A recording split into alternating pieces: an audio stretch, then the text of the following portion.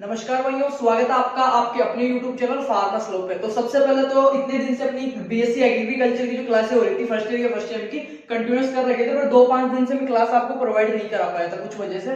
तो आज से अपन वापस से रेगुलरली कर रहे हैं। तो आज की जो अपनी क्लास है वो बायोकेमिस्ट्री की, जो बहुत ही ज्यादा आपकी डिमांड थी कि बायोकेमिस्ट्री क्लास को लेकर, तो आज बायोकेमिस्ट्री की अपनी फर्स्ट क्लास है। इससे पहले मैं बायोकेमिस्ट्री का आपको बता दूं तो आपकी जो फर्स्ट ईयर के फर्स्ट ईयर में जो सब्जेक्ट चल रही है, इसका जो सब्जेक्ट टाइटल है वो fundamentals of plant biochemistry and biotechnology.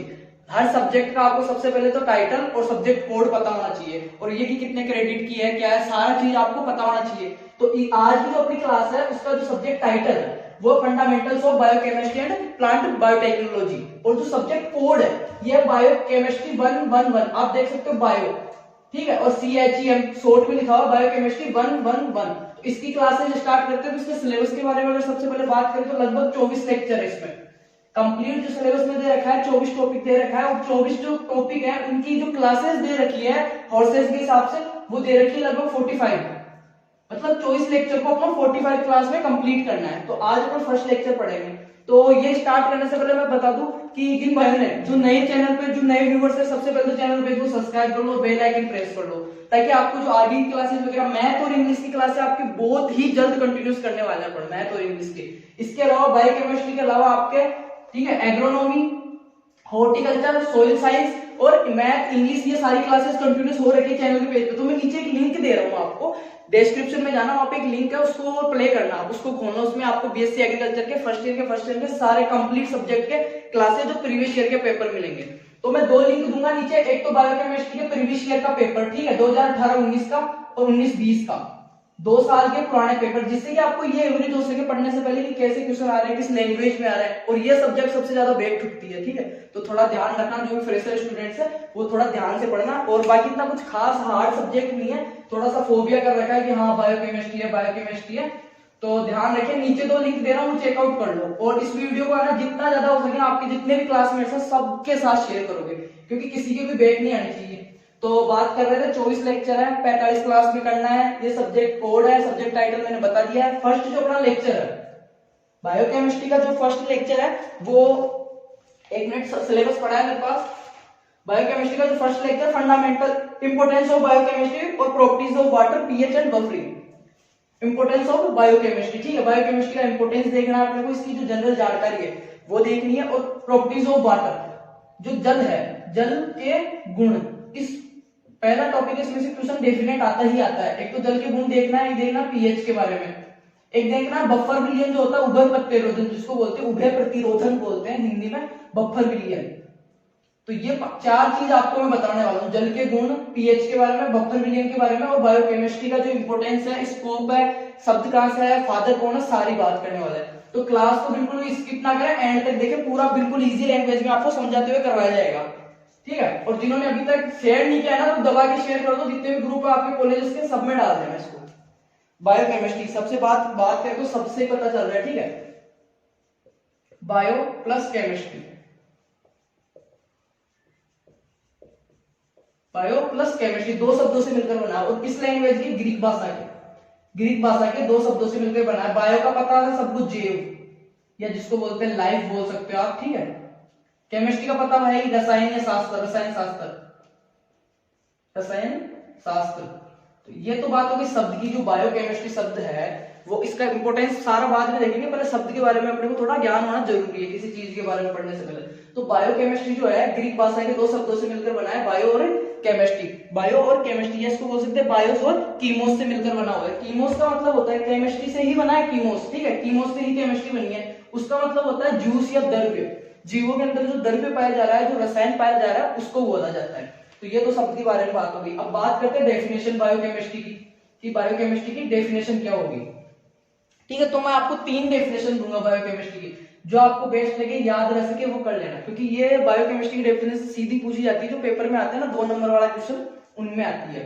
तो बायोकेमिस्ट्री की डेफिनेशन लिख लेना आप सारे, कि जीवों में उपस्थित रसायनों व उनमें होने वाले परिवर्तनों, जीवों में उपस्थित रसायनों, जीवों में उपस्थित रसायनों तो उनमें होने वाले परिवर्तनों कोई जीव है, इसको सीधा समझो कि बायोकेमिस्ट्री काम में क्या आ रही है, इंपोर्टेंस अपने को देखना है किस प्रकार से अपनी लाइफ के लिए काम में आ रही है, एग्रीकल्चर में किस प्रकार ये इंपोर्टेंस है। तो कोई जीव है अपने पास, ठीक है, एक अमीबा है, सपोज दैट एक अमीबा है, उसके अंदर जो भी लिक्विड पाया जा रहा है, जो द्रव पाया जा रहा है, जो रसायन पाया जा रहा है ना, उस चीज की, इसके अंदर जितनी भी प्रक्रियाएं हो रही है, जितने भी चेंजेस हो रहे हैं, जो भी एनर्जी आ रही है, उन सारा को अपन क्या करेंगे, केमिस्ट्री में अप्लाई करके पढ़ेंगे, उनको रसायन शास्त्र से संबंध करके पढ़ेंगे कि कौन कौन से संबंध है। तो इसके अंतर्गत क्या क्या पढ़ेंगे अपन, प्रोटीन, ठीक है, वसा, लिपिड, कार्बोहाइड्रेट्स, एंजाइम्स, आनुवंशिकी, ये सारा इसी के अंतर्गत आएगा। इनको क्या बोलते हैं, जैव अणु, जैव अणु बोलते हैं इनको, इनके बारे में डिस्कस करेंगे। तो अभी बात कर रहे हैं अपन डेफिनेशन के बारे में इसकी। तो डेफिनेशन दोबारा से सुन लो कि जीवों में उपस्थित रसायनों में उनमें होने वाले परिवर्तनों, प्रक्रियाओं में ऊर्जा परिवर्तनों का अध्ययन ही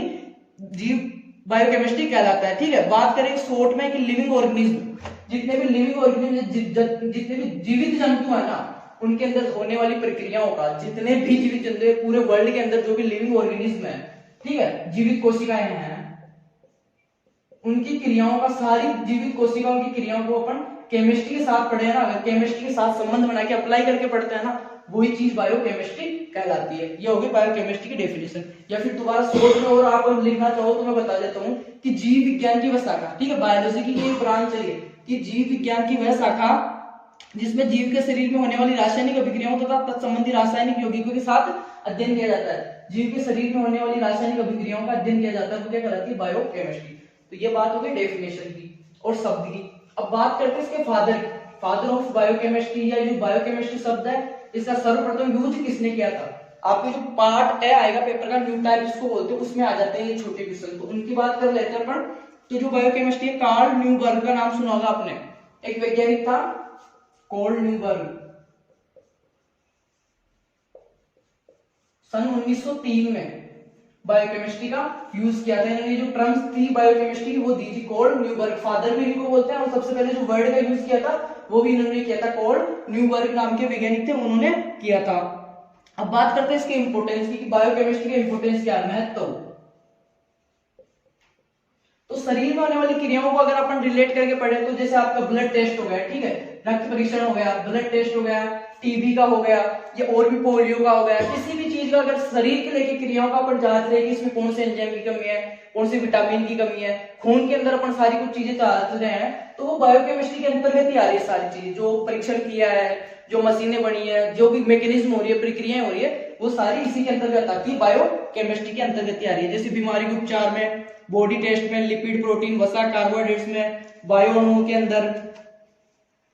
और बात करें तो सेल में एक कोशिका की उत्पत्ति हुई है, ठीक है, एक कोशिका और उत्तक की जो उत्पत्ति हुई है, इनमें होने वाली जो रासायनिक जो परिवर्तन है, रासायनिक जो अभिक्रियाएं हैं, अभी आप बैठे हो यहाँ पे देख रहे हो, आंखें झपक रही है, आपके सांस ले रहे हो, तो कुछ ना कुछ आपके अंदर केमिकल रिएक्शन हो रही है। उस सारी कुछ रिएक्शन का अगर अपन ध्यान से पढ़े, उसके बारे में एनालिसिस करें, उसी चीज को बायोकेमिस्ट्री बोलते हैं।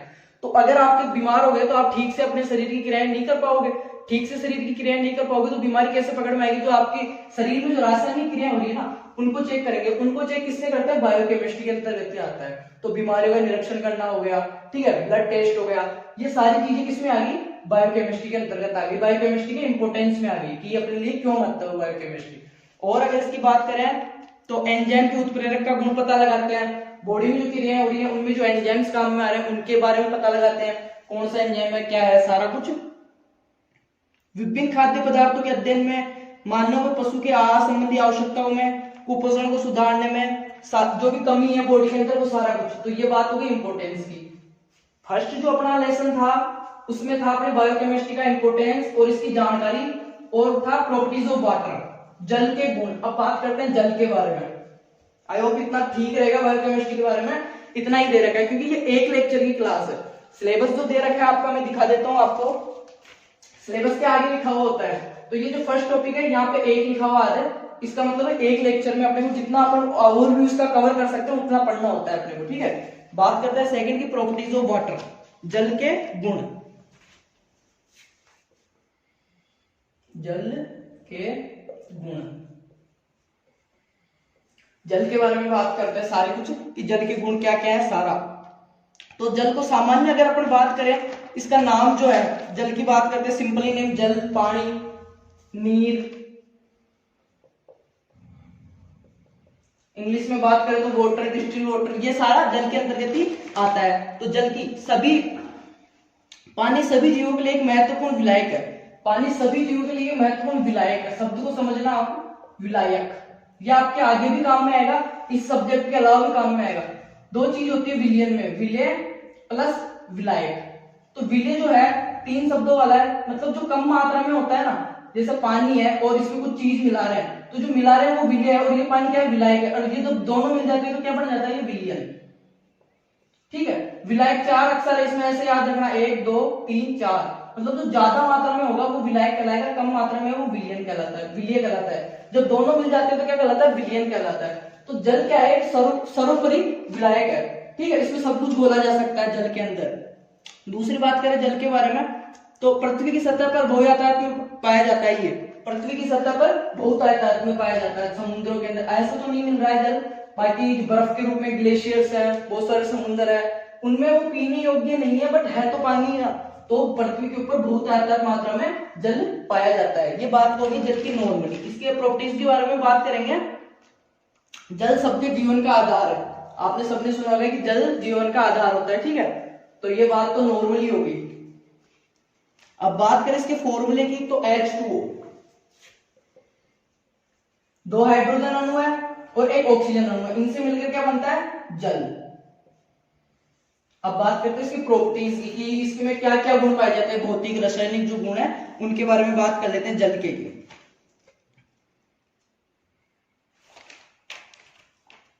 जल के गुणों की बात करते हैं, तो जल सामान्य अवस्था और सामान्य तापमान पे क्या होता है, रंगहीन। ये क्वेश्चन आया था, जिन्होंने नहीं देखा है ना लास्ट ईयर का पेपर देख लो, मैं नीचे डिस्क्रिप्शन में लिंक दे रहा हूँ, बायोकेमिस्ट्री प्रीवियस ईयर पेपर के नाम से, वहां पे जाके चेकआउट कर लेना, डिस्क्रिप्शन में लिंक दे रहा हूँ। अभी बात करें जल की प्रॉपर्टीज की, तो जल क्या होता है, रंगहीन होता है, कोई रंग नहीं दिखाई देता, स्वादहीन होता है, स्वाद भी कुछ नहीं होता, फीका होता है। ठीक है, और गंधहीन होता है, कोई खुशबू भी नहीं रहती जल के अंदर। ठीक है, गुलाब जल की बात नहीं कर रहा, वो मत ले आना मेडिकल से, उसमें तो खुशबू आती है। ये मैं बात कर रहा हूँ अपने नॉर्मली जल की, जो पीने के लिए जीवन का आधार है, उसमें क्या है, रंगहीन होता है, कोई कलर नहीं होता। ठीक है, स्वादहीन होता है, कोई स्वाद भी नहीं होता, गंधहीन होता है, कोई गंध भी नहीं होती। तो ये तो है इसके मेन गुण कि जल के गुणों में देख रहे हैं, ठोस, द्रव, गैस, जल के सामान्य तापमान। एक चीज, जल 3 अवस्थाओं में पाया जाता है, जल ही एक ऐसी चीज है जो प्रकृति में तीनों अवस्था में पाया जाता है, वाष्प के रूप में भी, मतलब गैस, ठोस और द्रव। द्रव में तो आपको पता है नदी, झरने सब में पाया जा रहा है, नेचुरली पाया जा रहा है, कोई जाके उसको पिघाल के नहीं आया। बात करें ठोस, तो जितने भी ग्लेशियर वगैरह है बर्फ के रूप में पाया जाता है, नेचुरली वो जमे हुए हैं, पहले से जमे थे, अभी भी जमे हुए हैं। गैस के रूप में जो गर्म झरने वगैरह होते हैं, ज्यादा गर्म हो जाता है पानी नदियों का, तालाबों का, तो वो उड़ने लगता है, वो भी नेचुरली है। तो जल एक ऐसी चीज है पृथ्वी के ऊपर जो प्राकृतिक अवस्था के अंदर तीनों स्टेज में पाई जाती है, ठोस, ठीक है, सॉलिड, लिक्विड और गैस, तीनों फॉर्म में पाया जाता है वाटर। प्रॉपर्टीज की बात कर रहे थे, जल सामान्य तापमान और दबाव में एक फीका, बिना गंध वाला और बिना रंग वाला है, स्वादहीन, गंधहीन है। जल एक बहुत ही प्रबल विलायक है, जिसे सर्व विलायक भी माना जाता है। शुद्ध जल की एक चीज जो सबसे खास बात है, विलायक जल के जो गुण है उनमें ही बता रहा हूं मैं, 3 नंबर का आता है ये, तो इनमें ज्यादा नहीं बढ़ना होता, जो मेन चीज है ना वो लिख के आना। बायोकेमिस्ट्री में खुद के मन से मत लिख के आना, जो चीज पूछ रहा है वो लिख के आना, एक्स्ट्रा लिख के आओगे तो बेकार श्योर है। बात कर रहे हैं जल के गुणों के बारे में, ठीक है। शुद्ध जल की विद्युत चालकता कम होती है। शुद्ध जल जो होता है, शुद्ध जल, उसकी जो विद्युत चालकता होती है वो क्या होती है, कम होती है। क्यों होती है? आपने कभी उबला हुआ पानी देखा, उबला हुआ या बिल्कुल मतलब शुद्ध जल जो होता है ना, उसमें अगर करंट छोड़ोगे, आप हाथ भी दोगे ना तो उतना नहीं लगेगा झटका। क्यों नहीं लगेगा? उसमें आयंस वगैरह कुछ नहीं होते, सब खत्म हो जाते हैं, जितने भी आयोडीन वगैरह जो भी पाया जाता है जल के अंदर, जितनी भी अशुद्धियां पाई जाती है तो वो नहीं रहती, तो उसमें विद्युत चालकता जो है बिल्कुल कम पाई जाती है। आप ले लो अशुद्ध जल ले लो या फिर लवणीय जल ले लो, वो करंट का बहुत तेजी से प्रवाह करता है, उसमें विद्युत चालकता पाई जाती है। तो अगर आपको पूछता है कि प्रॉपर्टीज ऑफ वाटर, जल के गुण लिखिए, तो ये सारी चीजें उसमें लिखनी है। सामान्य सूत्र लिख के आओगे जल का, सामान्य नाम, पृथ्वी पर सर्वाधिक मात्रा में पाया जाता है, सर्वभौमी विलायक है, और रंगहीन, गंधहीन, स्वादहीन पाया जाता है, तीनों ठोस दर गैस अवस्था में पाया जाता है, प्लस शुद्ध जल में जो विद्युत चालकता है वो कम पाई जाती है, अशुद्ध जल में ज्यादा पाई जाती है। क्यों पाई जाती है ये भी मैंने बता दिया। अशुद्ध जल में क्या लवणस वगैरह होता है, ठीक है, अशुद्धियां होती है, जिसकी वजह से करंट के कारण एक दूसरे पे ये घूमते रहते हैं जल के अंदर, तो बिजली के जो करंट है उसका प्रवाह होता है। बाकी शुद्ध जल में कुछ भी नहीं रहता, तो तरंगे यहाँ से यहाँ नहीं पहुंच पाती, इस कारण इसमें क्या होता है, प्रवाह नहीं हो पाता है। ये बात हो गई जल की। आयंस वगैरह नहीं रहते हैं इसमें। अब बात करते हैं, जल व बर्फ का रंग बहुत ही हल्के व नीले रंग का होता है। जल और बर्फ का रंग मैंने बताया रंगहीन होता है, पर अगर ध्यान से वो डीपली स्टडी करते हैं तो बर्फ और जो जल है ना वो हल्के नीले रंग का होता है। बर्फ जो दिखेगी आपको हल्के नीले रंग की दिखेगी, बाकी आप सीधे ऐसे वाटर को देखोगे ना तो वो आपको हमेशा रंगहीन ही दिखाई देगा। एक होता है रंगीन और एक होता है रंगहीन, ये दोनों विपरीत शब्द है। इसका मतलब होता है कलरफुल, और ये होता है कौन सा, बिल्कुल बिना कलर का। रंगहीन होता है जल, जल में कोई भी कलर नहीं पाया जाता है। तो दो चीज हमने कर ली है, बायोकेमिस्ट्री के बारे में जानकारी, उसका इंपोर्टेंस और जल के गुण। अब अपना जो नेक्स्ट चीज है वो है पीएच के बारे में अध्ययन करना। क्या है पीएच? पीएच और बफर विलियन, बफर, इन दो चीजों के बारे में अध्ययन करते हैं। अपना जो फर्स्ट जो लेक्चर था बायोकेमिस्ट्री का, बायोकेमिस्ट्री एंड बायोटेक्नोलॉजी का फर्स्ट ईयर के फर्स्ट टाइम के लिए, वो कंप्लीट हो जाएगा। नेक्स्ट क्लास जो है वो आपको बहुत जल्दी मिल जाएगी, तो इस पे देखते हैं कैसा क्या रेस्पॉन्स रहता है। आपको समझ में नहीं आया, आया कितना आया, या किसी दूसरे मेथड से पढ़ना है, या वो जो भी कुछ है ना आपके मन में, वो कमेंट करके मेरे को बता देना एक बार। बात करते हैं पीएच की पीएच क्या चीज है। तो पीएच की जो खोज की थी वो सोरेनसन नामक वैज्ञानिक ने की थी। किसने की थी? सोरेनसन नामक वैज्ञानिक ने की थी, 1909 में की थी, ठीक है। डेनिश का था, डेनिश कंट्री का कौन था? सोरेनसन। सोरेनसन, ये याद रखना है ना, कंपटीशन एग्जाम में भी पूछा जाता है ये। तो पीएच की जो खोज की थी डेनिश के सोरेनसन ने की थी, 1909 में की थी पीएच। अब पीएच होता क्या है, जो किया था उसके बारे में बता देता हूं। किसी घोल की पीएच उसके 1 लीटर उपस्थित ग्राम H प्लस के व्युत्क्रमण का लघु गुणक है। किसी 1 लीटर घोल है उसमें जो H प्लस है ना आयंस, किसी 1 लीटर घोल के अंदर H प्लस आयन, उनके व्युत्क्रमण का जो लघु गुणक है उसको क्या बोलते हैं? पीएच बोलते हैं। पीएच स्केल देखा होगा आपने, पीएच मीटर आता है, उसपे क्या होता है 0 से लेके 14 तक गिनती होती है, मतलब अंकित होते हैं, 0 से 14 तक अंकित होते हैं, है ना, 0 से 14 तक अंकित होते हैं, जिसमें मतलब बीच में होता है 7, वो होता है उदासीन। और एक स्वस्थ जल जो जल होता है, अच्छा जल जो अपन पीते हैं, वो उदासीन ही पाया जाता है, ठीक है। खारा भी नहीं होता, मीठा भी नहीं होता, खट्टा भी नहीं होता, उसका पीएच 7 पाया जाता है। तो अगर आता है आपके पास की जो मिनरल वाटर होता है, जो शुद्ध जल होता है, उसका पीएच कितना है? 7 होता है। और इधर जाते हैं तो अम्लीय क्षारीयता बढ़ती रहती है, अम्लीयता और क्षारीयता। तो पीएच का जो दिया था वो डेनिश के सोरेनसन ने दिया था, इस पे 7, 0 से 14 तक के अंकित होते हैं, 7 पे उदासीन होता है, इधर जाते हैं अम्लीय क्षारीय, ये चीज ध्यान रखोगे। और बात करें अगर पीएच के बारे में, तो इसका जो सूत्र दे रखा है पीएच का, पीएच बराबर log 10 1/H, ठीक है। पीएच बराबर जो दे रखा है सूत्र 1 जो H प्लस आयंस है, यही तो चीज मैंने डेफिनेशन में बताई कि 1 लीटर घोल के अंदर जो H प्लस आयंस है उसका जो व्युत्क्रमण है उसका लघु गुणक होता है, उसी को पीएच बोलते हैं। डेनिश के सोरेनसन ने दी थी, और ये बताई दिया मैंने, 7 पे उदासीन होता है, शुद्ध जल का 7 होता है। सारी कुछ बात हो गई पीएच की। अब बात करते हैं बफर विलियन के बारे में, क्योंकि अपनी एक लेक्चर की क्लास है, ज्यादा डीपली नहीं दे रखा है। बेसिक जो भी नोट्स वगैरह है, क्लासेज वगैरह है, और भी देखे मैंने यूनिवर्सिटीज वगैरह की, तो इतना डीपली नहीं दे रखा है, ना ही हमें पढ़ाया गया था इतना डीपली। और पेपर आप किसी की मत मानो, मेरी भी मत मानो, डिस्क्रिप्शन में लिंक है, पुराने प्रीवियस ईयर का पेपर देख लो कि कितना क्या पूछा जा रहा है। जिस हिसाब से क्लास है, सिलेबस है, वो सारा आपको कवर करवाया जाएगा। कुछ ज्यादा ही करवाया जाएगा, कम नहीं करवाया जाएगा। और अगर कम भी करवाया जा रहा है तो सही चीजें ही करवाई जाएगी, गलत चीजें आपको नहीं बताएंगे। बात करते हैं बफर विलियन के बारे में। बफर विलियन, इसको बोलते हैं अपन उभय प्रतिरोधन। हिंदी में बात करें अगर, उभय प्रतिरोधन, शब्द से नाम समझ आ रहा होगा, उभय प्रतिरोधन क्या हो सकता है, ठीक है। उभय प्रतिरोधन। अगर उभय प्रतिरोधन की बात करते हैं बफर विलयन की, यदि कोई विलयन अम्ल या क्षार मिलाने पर अपने पीएच में परिवर्तन का प्रतिरोध करता है, यदि कोई विलयन, ठीक है, परिभाषा बाद में पहले समझा देता हूं। मेरे पास ये कोई विलयन है, ठीक है, ये मेरे पास 2 लीटर क्या है, जो ग्लूकोन डी आता है उसका घोल है, सपोज दैट ग्लूकोन डी का घोल है 2 लीटर है। अब मैं इसमें कोई पदार्थ मिला रहा हूँ ऊपर से, ठीक है, नींबू मिला रहा हूँ या चीनी मिला रहा हूँ या पानी मिला रहा हूँ या कुछ भी मिला रहा हूँ, शराब मिला रहा हूँ, तो ये क्या करें, ये 2 लीटर विलयन है ना, ये इसका पीएच चेंज ना हो। सपोज दैट इसका पीएच है 6.6, मैंने ऊपर से कुछ पदार्थ मिला दिया इसमें तो भी इसका 6.6 रहे, ठीक है, कुछ भी मिला दिया ना मैंने इसमें थोड़ा बहुत, ऐसा तो है नहीं कि इसकी जो आज वो बढ़ा दोगे आप, वो नहीं करना है। कुछ मात्रा में अगर अपन ऊपर से कोई अदर जो है चीज वो डालते हैं तो उसका पीएच नहीं बदलना चाहिए, बदलेगा पर पहले ये क्या करे, उसका प्रतिरोध करे कि हाँ नहीं चेंज नहीं होने दे रहा है, खुद अपने उसमें कैपेसिटी है इतनी। उस विलयन को क्या बोलते हैं, बफर विलयन या उभय प्रतिरोधक। तो आपको परिभाषा से सही से समझ में आएगा कि यदि कोई विलयन अम्ल या क्षार मिलाने पर अपनी पीएच में परिवर्तन का प्रतिरोध करता है तो वो बफर विलयन कहलाता है, उस गुण को बफरिंग बोलते हैं। दोबारा से समझ लो, एक गिलास पानी है, इसका पीएच है 7, मैंने बताया उदासीन होता है, 7 पीएच बता दिया। अब आप इसमें अम्ल डाल रहे हो, ठीक है, कुछ मात्रा में आपने इसमें एसिड डाला, फिर भी इसका पीएच कम नहीं हुआ तो ये क्या है, बफर विलयन है।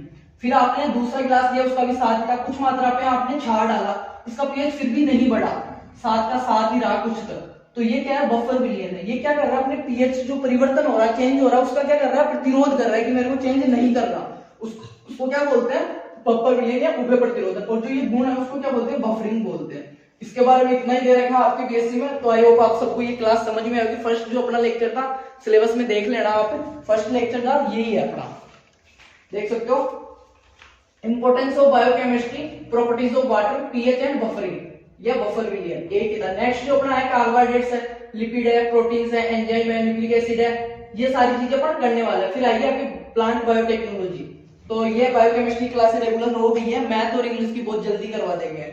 जिन्होंने पहले वाली नहीं देखी है, सोइल साइंस, एग्रोनॉमी, हॉर्टिकल्चर का हमने 75% सिलेबस कर लिया है कंप्लीट, तो नीचे मैं लिंक दे रहा हूँ, चेकआउट कर लो, पुराने पेपर देख लो, और कोई दिक्कत हो तो मेरे को कमेंट करके बताना। बाकी क्लास देखने से सभी का धन्यवाद है, और क्लास को ज्यादा से ज्यादा शेयर कर देना। साथ वाले जितने भी क्लासमेट से, किसी भी यूनिवर्सिटी से हो, किसी भी कॉलेज, किसी भी स्टेट, कहीं से भी हो ना, क्लास को ज्यादा से ज्यादा शेयर कर देना और लाइक कर देना, और मेरे को कमेंट करके बताना।